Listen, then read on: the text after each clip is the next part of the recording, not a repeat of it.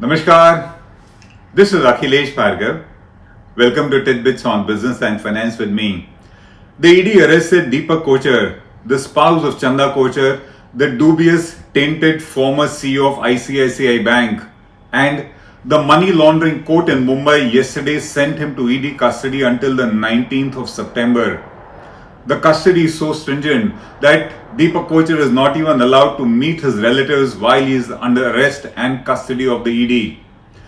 The PMLA judge said that there is voluminous record to be investigated and therefore the custody of Deepak Kocher is necessary for a long period of time.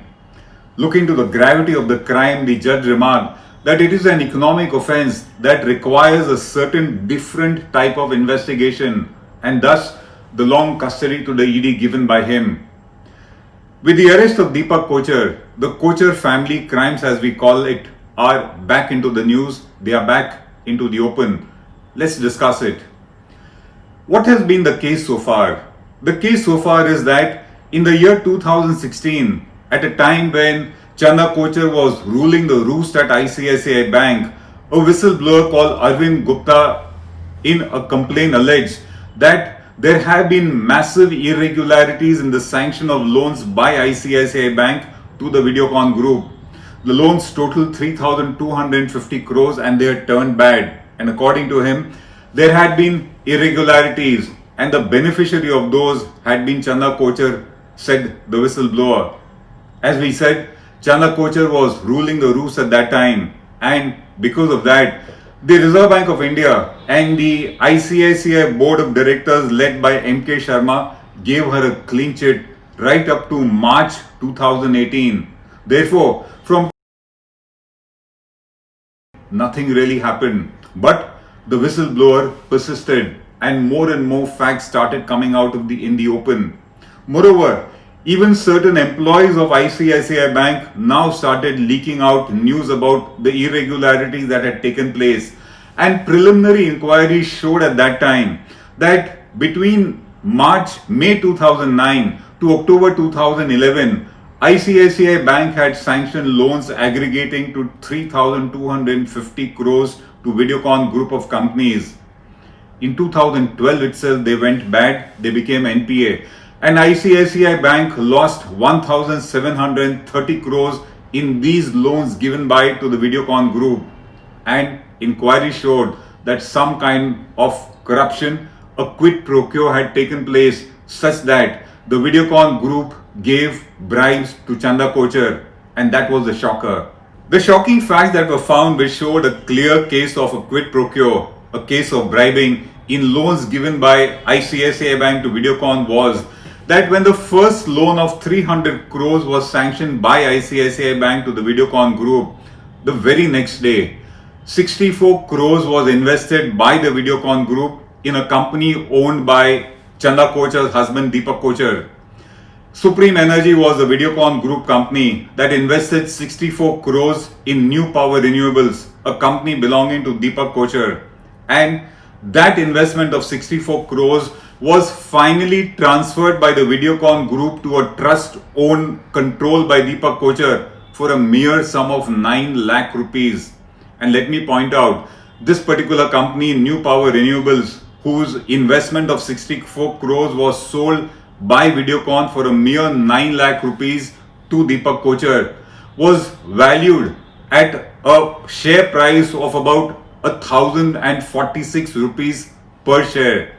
That kind of a company was given away by the Videocon Group for a song to Deepak Kocher, and that was in consideration of loans sanctioned by ICICI Bank led by Chanda Kocher, and that was a clear case of bribery. With this finding, in April 2018, the CBI registered a preliminary inquiry to investigate charges of illegal gratification and corruption against Chanda Kocher. In May 2018, with now the events taking a different turn and Chanda Kocher completely on the back foot, the ICICI board started a probe.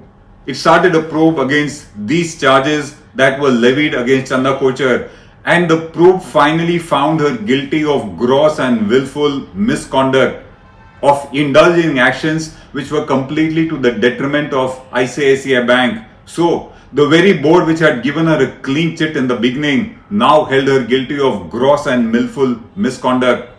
The board also appointed a committee, a probe ordered by retired Justice B.N. Sri Krishna to probe the charges against Chanda Kocher in a very impartial manner, in a judicial manner. And Justice B.N. Sri Krishna also found her to be guilty of such misconduct. That finally led to her being sacked in October 2018. It was a shameful exit of a much decorated CEO, a CEO who was a role model to many and who was a Padma Bhushan awardee in the year 2011. Upon her sacking, her bonuses were withheld, and the earlier bonuses given to her were called back, they were clawed back. She was asked to give it back to the bank. Thus, October 2018 is when she exited the bank. In January 2019, based on the CBI inquiry, even the Enforcement Directorate registered a complaint. It registered a preliminary inquiry against Chanda Kocher, Deepak Kocher and Rajiv Kocher, her brother-in-law, and it was to investigate charges of corruption, corrupt practices, money laundering, round tipping, and basically handling and indulging in proceeds of crime. That was January 2019. The ED complaint being registered. Since Jan 2019, the ED has thus been investigating this case in tandem with other agencies, which is the Income Tax Department, the SFIO and the CBI. Voluminous data and evidence has been collected by the Enforcement Directorate, and when Deepak Kocher was confronted with this evidence, he was found to be non-cooperative, he was found to be evasive, and that led to his arrest day before yesterday. What is the present status of this case and where is it headed to according to us? The first thing to be noted is now the case has got widened. It is not just about 64 crores being received by Deepak Kocher in consideration of loans sanctioned by ICICI Bank to the Videocon Group. It now includes many other charges of misconduct and corruption. Thus, the first item, of course, an investigation regarding the 64 crores that Deepak Kocher received by way of investment from the ICICI Group and which was sold away to him for a mere 9 lakhs. The other investigation is regarding the apartment that they stay in. The CCI apartment where they stay has not only been attached by the ED, but the charges are that that apartment was also owned by the Videocon Group through one of its companies, and through a very complicated, complex transaction involving many trusts and companies of the Kocher family and of the Videocon Group over a period of few years, this expensive apartment, which is worth a large number of crores, was finally given away to the Kocher family by the Videocon Group for a mere 11 lakh rupees in the year 2016. That is again a matter of investigation. That asset has been attached by the ED. The third item is that ICICI Bank used to have staff apartments in an area called Prabhadevi in Mumbai, a posh area.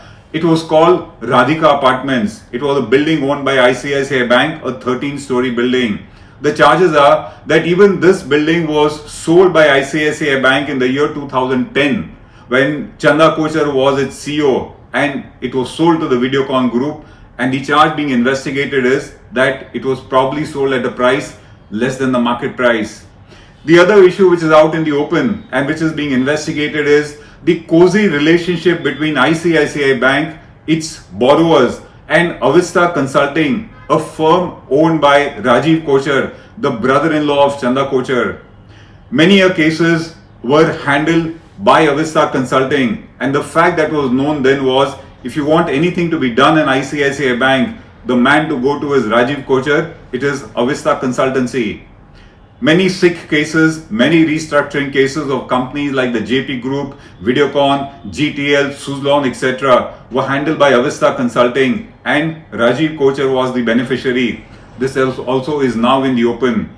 And one charge which is being investigated is money laundering done for the Matrix Group by Deepak Kocher, and the sum involved is 453 crores. Thus, as time goes by, the case is only widening, it is only opening up. To us, it's a clear case of corruption, it's a clear case of misuse of power, it's a clear case of money laundering of all these illegal proceeds by Deepak Kocher, and for that he owned many companies, many trusts, and it is through this that this kind of laundering was done. It looks like the entire family was involved in it. As time goes by, more and more such charges are going to come up. We are told that even the loans given by ICICI Bank to Sterling Biotech and to the Bhushan Group when Chanda Kocher was the MD are also now being investigated by the agencies. Thus, the case is only going to get more and more dubious, more and more fraudulent. It gives us no joy to talk about all these crimes of Chanda Kocher. It actually saddens us. It saddens us because it is her kind of CEOs who have been responsible for the downfall of Indian banking industry and Indian banks. She is not the only one. There were many others such who have indulged in loans being given for bribes taken. And it is these kind of transactions which have led to the downfall of banks in India, to the bankruptcy of many banks. The sad part is that unlike Chanda Kocher, who's being investigated and probably will be charged, all those others have gone relatively scot-free. And that's the misfortune of Indian banking, and that's the misfortune of the enforcement of law agencies in India. This is Akhilesh Bhargav signing off till we meet again. Namaskar. Now be the first to know about the latest updates on our new news app. Go on your Android or iOS, search for HW News Network. Download our app, choose the language you prefer to get updates in, and be up to date with the latest news. If you like this video, please share it, and we would love to hear your comments in the comments section down here. Also, please do like our Facebook page and follow us on Twitter to get minute-to-minute news updates. For more such shows and videos, well, subscribe to our YouTube channel.